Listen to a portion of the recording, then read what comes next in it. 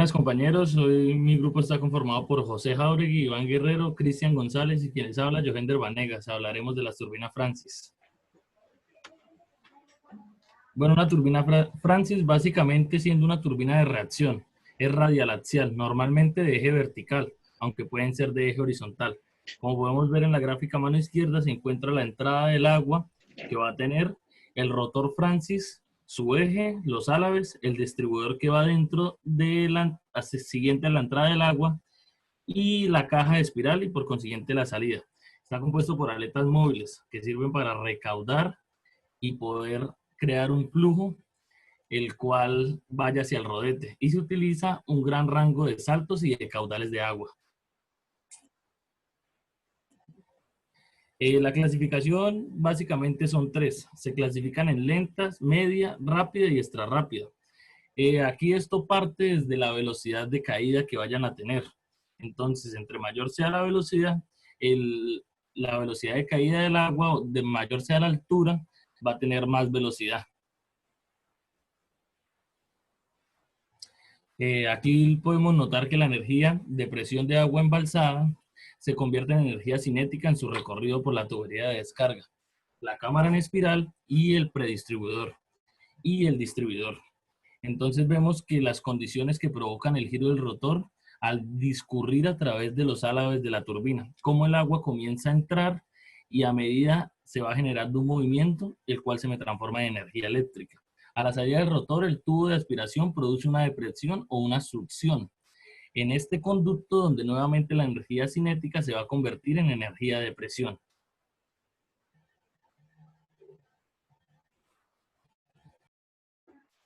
Próximamente tenemos las partes con las cuales están conformadas la turbina. Tenemos en la parte superior el cojinete de empuje, luego le sigue el cojinete de guía, el eje del rotor, el equipo de sellado, los distribuidores, la cámara espiral, el rodete y el tubo de aspiración.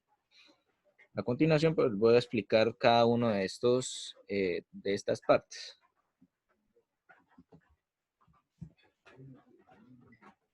Tenemos la cámara de espira. Esta pues se constituye de virolas troncocónicas unidas cuyos ejes forman una espiral desde el comienzo del acoplamiento. Va reduciéndose paulatinamente hasta que se realiza el cierre a la cámara sobre sí misma, cuyo diámetro se reduce bastante. Esta disposición se conoce como caracol. Gracias a su diseño, permite que el agua circule con velocidad constante sin formar torbellinos, evitando pérdidas de carga. Tenemos los distribuidores. Consta de un conjunto de palas móviles de formación de anillo que está formado al finalizar la cámara espiral. En el predistribuidor, su función es la de distribuir y regular eventualmente o cortar totalmente el caudal del agua que fluye hacia el rotor. Esta pues se constituyen de palas directrices, equipos de accionamiento, servomotores, anillos de distribución y bielas. Tenemos también el rotor rodete. Se trata de una pieza fundamental mediante la cual se obtiene la energía mecánica deseada. Está unida al eje de la turbina y perfectamente concéntrica con el distribuidor. Consta de un núcleo central alrededor del cual se encuentra un número de palas de superficie alabeada, equidistante, repartidas y fijadas en el núcleo. Tenemos también el tubo de aspiración. Consiste en un conducto normalmente acotado que une la turbina con el canal de desagüe y tiene la misma misión de recuperar al máximo la energía cinética del agua a la salida del rotor. Este conducto es tipo metálico de sección circular, el cual va aumentando gradualmente de diámetro, tomando forma troncocónica, tramo conocido como cono de aspiración. Tenemos también el rotor, el eje del rotor. El eje de la turbina, al estar rígidamente unido mediante un acoplamiento al eje del generador, transmite al rotor del generador el movimiento de rotación, transmitiendo la energía mecánica al alternador.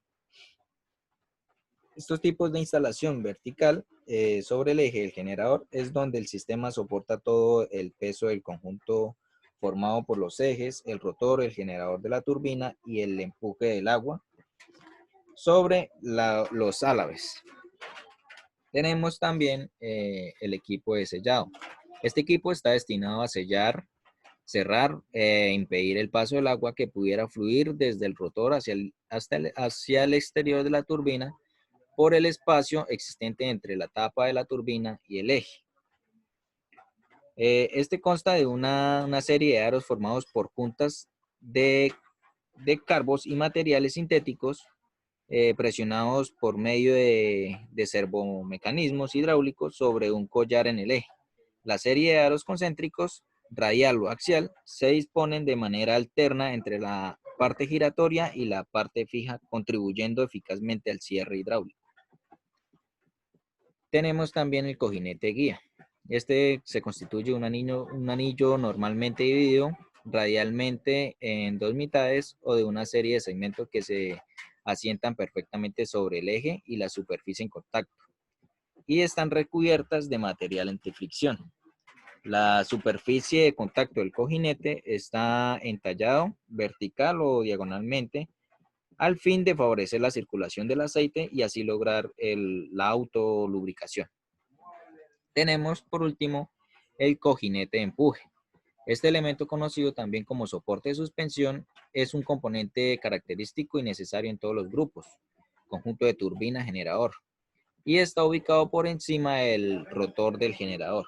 Este sistema también dispone de lubricación de aceite, pero a comparación del anterior es a presión, la cual proporciona lubricación desde el instante en que empieza a girar.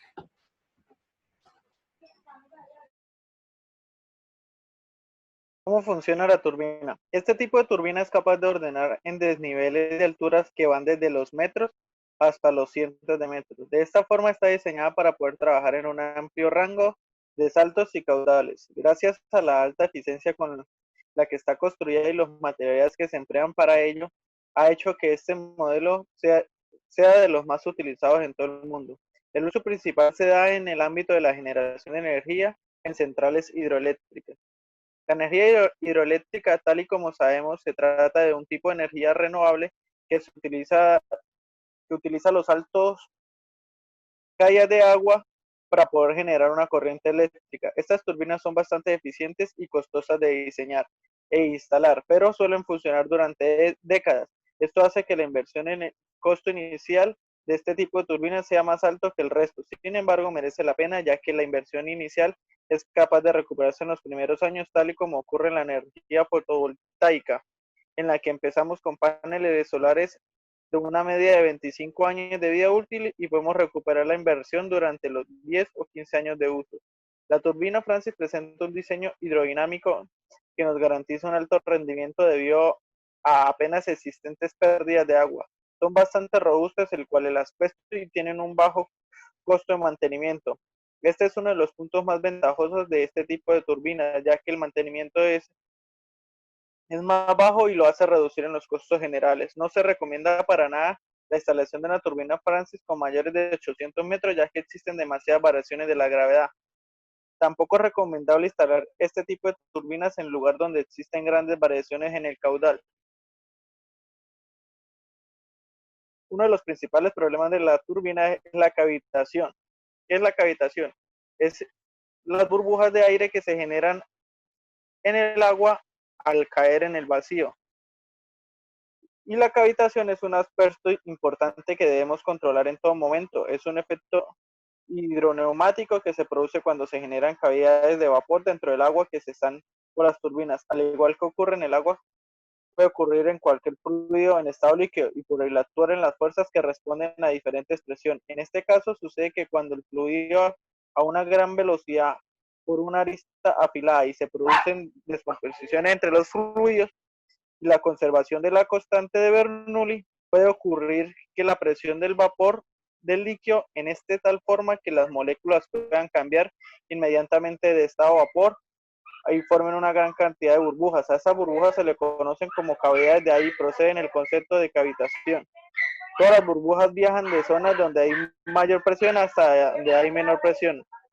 Durante el trayecto el vapor ingresa al estado líquido en forma súbita. Eso hace que las burbujas acaben aplastándose frustradamente y se produzcan una estela de gas y que produce gran cantidad de energía sobre la superficie sólida y que se puedan resquebrajar durante el choque.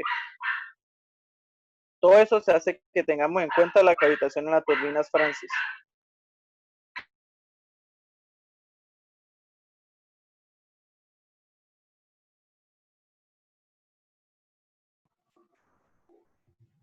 Como ya se mencionó anteriormente, esta se utiliza para la producción de electricidad. Las grandes turbinas Francis se diseñan de forma individual para cada aprovechamiento hidroeléctrico, a efectos de lograr el máximo rendimiento posible. De esto podemos añadir que son muy costosas de diseñar, fabricar e instalar, pero pueden funcionar durante décadas. También pueden utilizarse para el bombeo y almacenamiento hidroeléctrico, utilizando dos embalses, uno a cota superior y otro inferior, como contraembalse. De esto podemos decir que el embalse superior se llena mediante la turbina.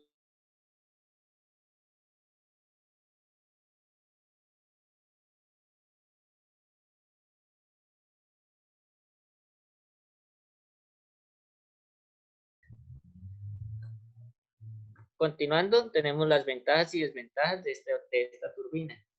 Su diseño hidrodinámico, una de las ventajas es que su diseño hidrodinámico permite bajas pérdidas hidráulicas, por lo cual se garantiza un alto rendimiento. Su diseño es robusto, de tal modo que se obtienen décadas de uso a bajo costo de mantenimiento. Junto a esto, tenemos que sus pequeñas dimensiones, con la cual pueden ser instaladas en espacios con limitaciones físicas y también pueden permitirse altas velocidades de giro. Las desventajas que tienen esta es que no es recomendada para alturas mayores a 800 metros por las presiones existenciales en los sellos de la turbina. También hay que controlar el comportamiento de la cavitación, como ya mencionó mi compañero anteriormente. No es la mejor opción para utilizar frente a grandes variaciones de caudal, debido a que el rendimiento cae al disminuir el caudal de diseño, por lo que se debe tratar de mantener un fluido de caudal constante previsto antes de la instalación de la turbina.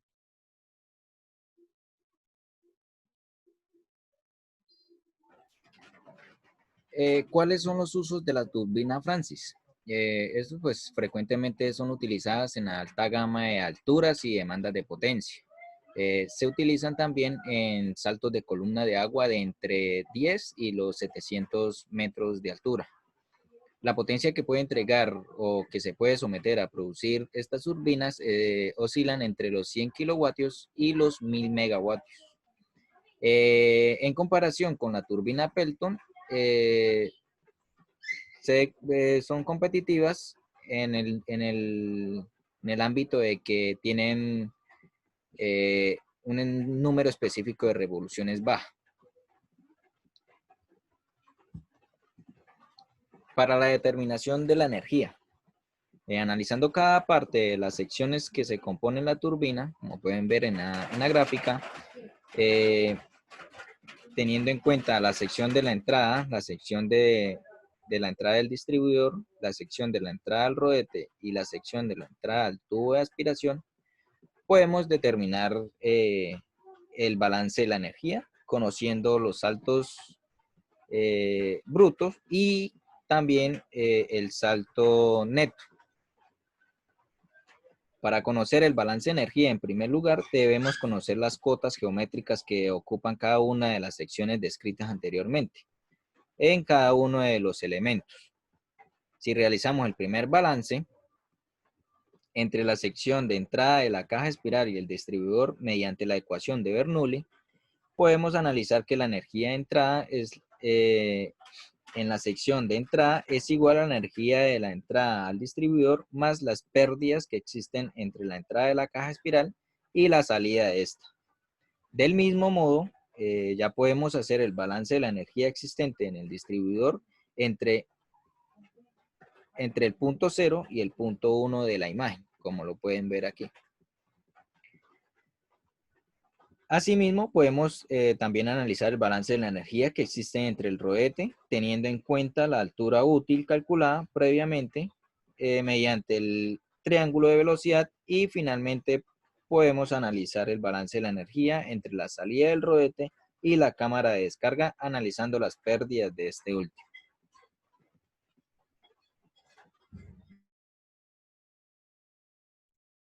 Como podemos ver, esa es la fórmula del rendimiento hidráulico, donde NH es el rendimiento hidráulico, HU es la altura teórica, H es la altura neta, U sub 1 es la velocidad periférica o la velocidad absoluta del álave a la entrada, Z sub 1 y U es el componente de la periférica de la velocidad absoluta del fluido.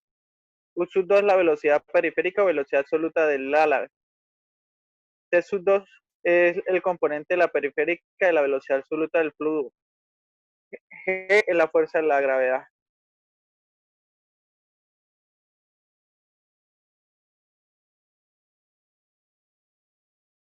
El caudal en función de entrada.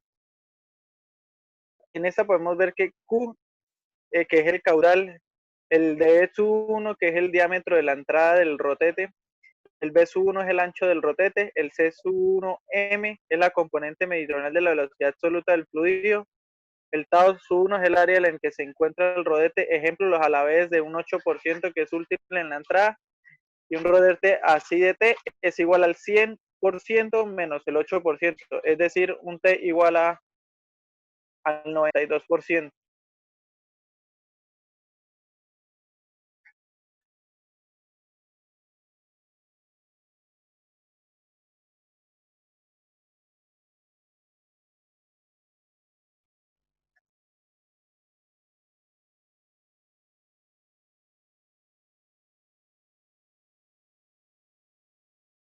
Caudal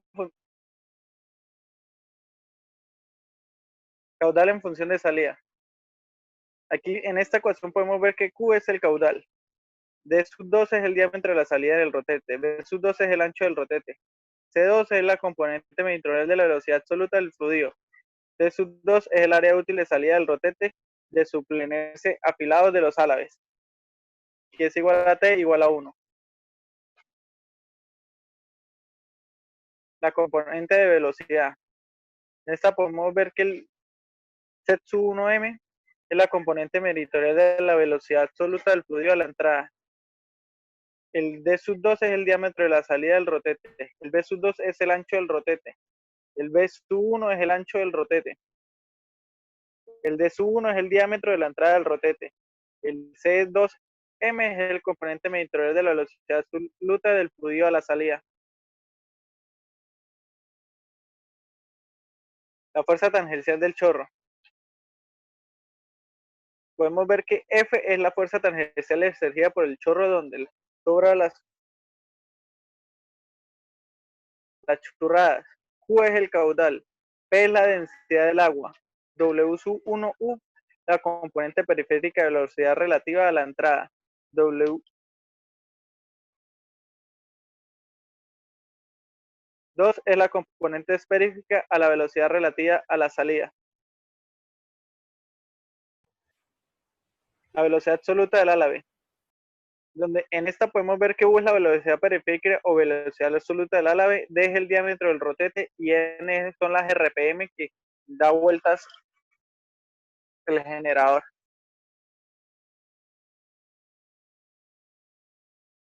Bueno, aquí tenemos la potencia útil. La potencia útil va a ser el producto del caudal por su peso específico del agua, por H, que vendría siendo la altura, y por NT, que sería el rendimiento total o el rendimiento global que se tiene. Para saber sobre la potencia interna en función de la potencia y la fuerza, tenemos la fórmula que la potencia interna va a ser igual a la potencia útil o la potencia restituida más la potencia de rozamiento mecánico. Pero esto también puede ser igual a la fuerza tangencial, producto por la velocidad periférica o la velocidad absoluta del álave en la entrada. La potencia interna en función del caudal se viene dando que potencia interna es igual a caudal por el peso específico del agua por la altura teórica. Y la altura teórica va a ser igual a la altura interna más la altura que se está teniendo teóricamente. La altura neta básicamente entonces va a ser la altura teórica más las pérdidas interiores que se tengan de altura. El rendimiento hidráulico está en función de la altura y se dice que el rendimiento hidráulico va a ser igual a la altura neta sobre la altura teórica. El rendimiento mecánico en función de la potencia va a ser igual al rendimiento mecánico, que va a ser la potencia útil o la potencia restituida sobre la potencia interna. Y el rendimiento total viene dado por potencia útil sobre potencia neta. A partir de esto también podemos hallar el rendimiento interno, que sería la potencia interna sobre la potencia neta. Con esto podemos hallar los radios de entrada y salida, que serían a la entrada y salida del rotor, con la respectiva ecuación mostrada. Para todo esto también podemos utilizar la ecuación de Bernoulli, donde implementamos las presiones de entrada, velocidad de entrada, cota de la entrada, a la altura neta, la presión de salida, la cota de salida, la velocidad de salida, la densidad del agua y la fuerza de gravedad. Asimismo, en la ecuación de Bernoulli podemos encontrar el número específico de revoluciones multiplicado por la velocidad, el rendimiento total, el caudal y la altura neta ya hallada anteriormente. Muchas gracias.